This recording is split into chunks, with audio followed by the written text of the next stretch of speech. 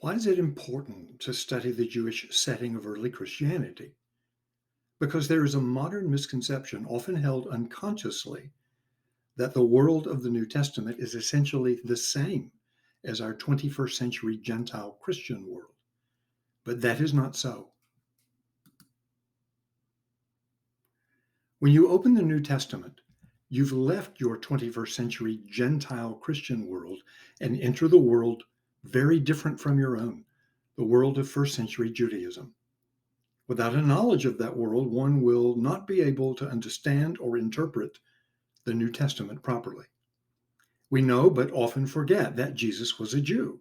The disciples were all Jews. Paul was a Jew. All the writers of the New Testament were Jews, with the possible exception of Luke, and it is highly likely that he too was a Hellenistic Jew.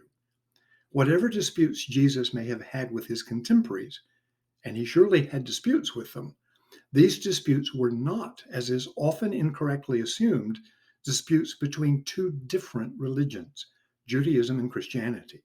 Rather, they were intramural disputes, that is, disputes with fellow Jews. We must not forget that.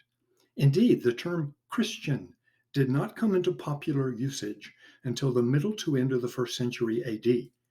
And even when used of the first Jesus followers, it did not mean that these New Testament people had stopped being Jews or that they had converted from one religion to another, as is often but inaccurately assumed. To read our modern 21st century Gentile Christian perspective back onto the pages of the New Testament not only misunderstands the New Testament, it misrepresents it.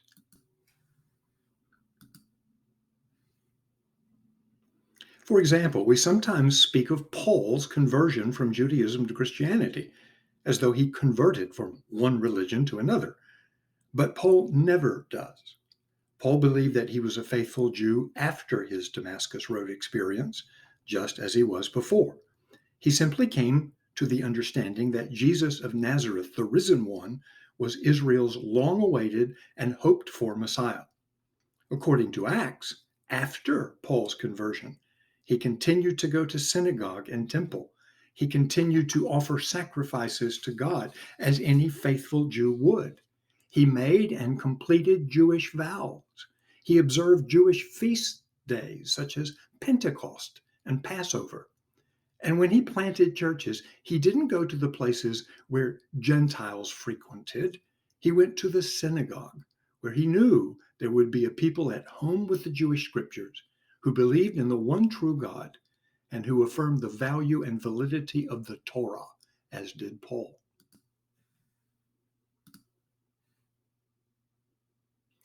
Christianity and Judaism, to be sure, did come to a parting of the ways, but not until late in the first century AD, after most of the New Testament had already been written.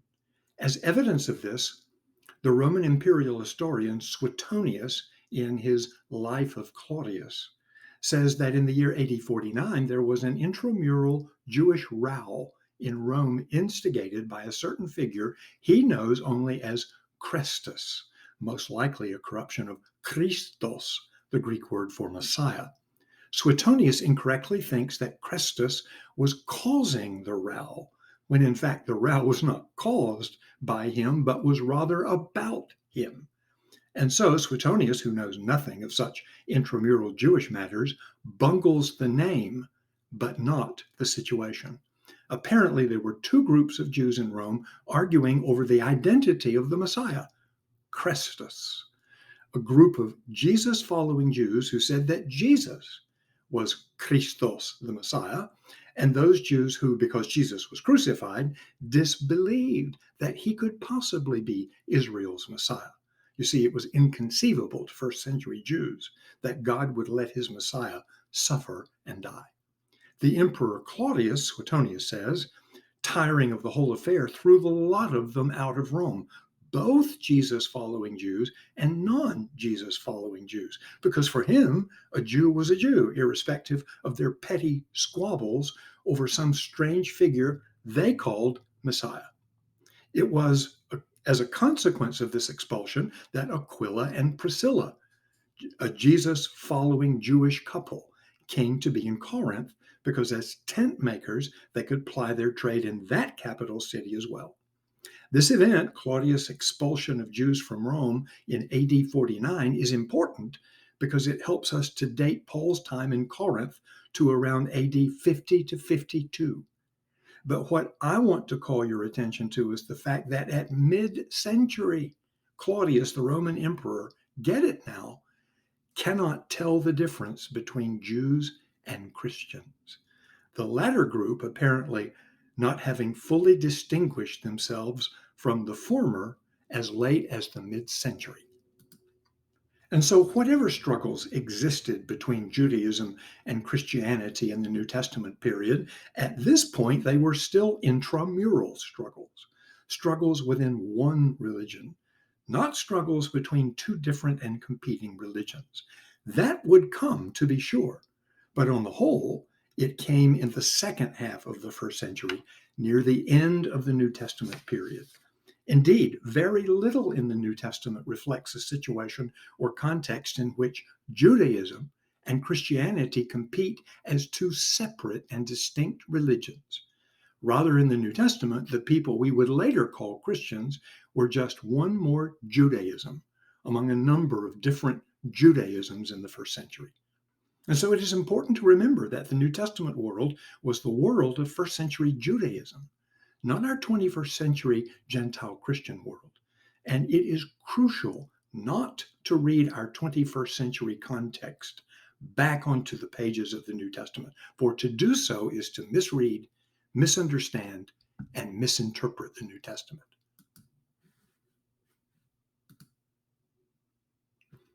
Let me give you a specific example of the Jewish setting of the early church, right from the pages of the New Testament itself. Nowhere do we see the Jewishness of early Christianity more pronounced than in Luke's second volume, The Acts of the Apostles. Luke goes to great lengths to make the point that whatever Christianity would become in later years, it began in the piety of Judaism, and that Christianity was formed as a legitimate movement of the Spirit within Judaism, rather than some sort of heretical movement founded by mutinous apostates. Quite the contrary, Luke underscores the fact that the first Christians were, from the very first, faithful to the traditions, customs, scriptures, history, and heritage of the Jewish people, and that whatever innovations and transformations they would introduce were precipitated and provoked by the same Spirit of God at work in the history of Israel and the Jewish people. Note the following. First, the first Christians who gathered in the upper room before Pentecost were numbered around 120 brethren, Luke says. Why 120? Because Luke counted? Maybe, but it is more likely that Luke mentions the number 120 because it was the required number of Jewish men needed to form a legitimate and legal Jewish community. 2, Luke says that the Mount of Olives was a Sabbath day's journey from the temple. Who calculates distances like that? Jews do. 3, the first Christians, Luke says, observed Pentecost, a Jewish harvest festival, and Passover, the Jewish Thanksgiving celebration of the Exodus. 4, Luke says that the first Christians continued to go to temple following Jesus' crucifixion and resurrection. Hard to believe that they would continue to do so if they had abandoned Judaism altogether.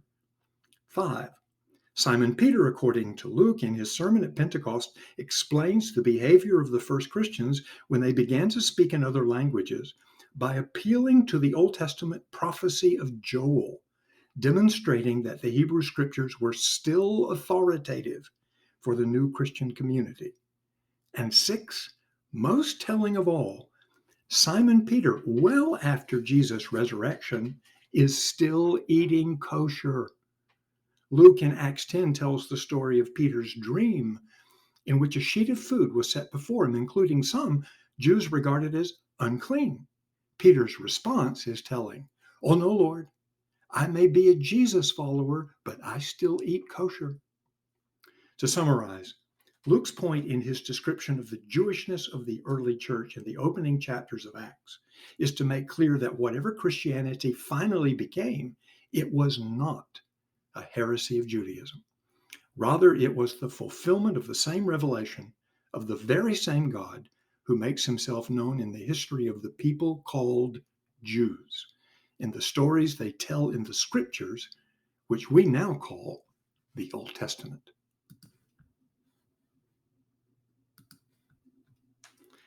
And what is true of Luke in Acts is true of the entire New Testament. The first Christians were Jews who had come to believe that Jesus of Nazareth was Israel's long-awaited Messiah. And so, from the perspective of the New Testament, first century Jesus followers, who would later come to be known as Christians, were one of several first century Jewish sects or movements competing in the religious marketplace of ideas for the minds and hearts of first century Jews.